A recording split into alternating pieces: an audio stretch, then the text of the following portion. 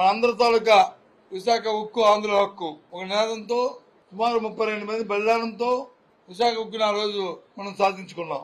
అలాంటి ఉక్కు ఫ్యాక్టరీని ఇవాళ ప్రైవేటైజేషన్ చేయడానికి ఈ కూటమి ప్రభుత్వం మీదనున్న కేంద్ర ప్రభుత్వం ఎన్డీఏ ప్రభుత్వం ప్రయత్నిస్తుంటే నిమ్మకు నూనె ఎత్తినట్టు వచ్చి ఉన్నది ఈ ప్రభుత్వం.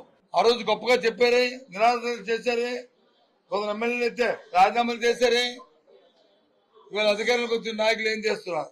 ఈనాడు ముఖ్యమంత్రి చంద్రబాబు నాయుడు కానీ లేదు ఈనాడు ఉన్న డిప్యూటీ సీఎం పవన్ కళ్యాణ్ కానీ లేదు ఈ ప్రాంతంలో తిరుగుతున్న భారతీయ జనతా పార్టీ చెందిన మంత్రులు కానీ అట్రాసంగా చెప్పారే. ఆ రోజు పెద్ద పెద్ద మాటలు మాట్లాడారే. ఈ రోజు ఎందుకు ఏమయ్యాయి మీ తాలూకా నోరులు? ఏమైనప్పటికీ కూడా వైఎస్ఆర్సీ పార్టీ జగన్మోహన్ రెడ్డి గారి నాయకత్వంలో దాని గురించి పోరాటాలని ఉధృతం చేస్తాం. మాతో కలిసి వచ్చిన ఎవరినైనా అందరినీ కలుపుకుంటాం. అందరితో కలిసి పెద్ద ఎత్తున ఉద్యమించి దాన్ని ఆపడానికే మా వంతు ప్రయత్నం చేస్తాం. ఆపుతాం.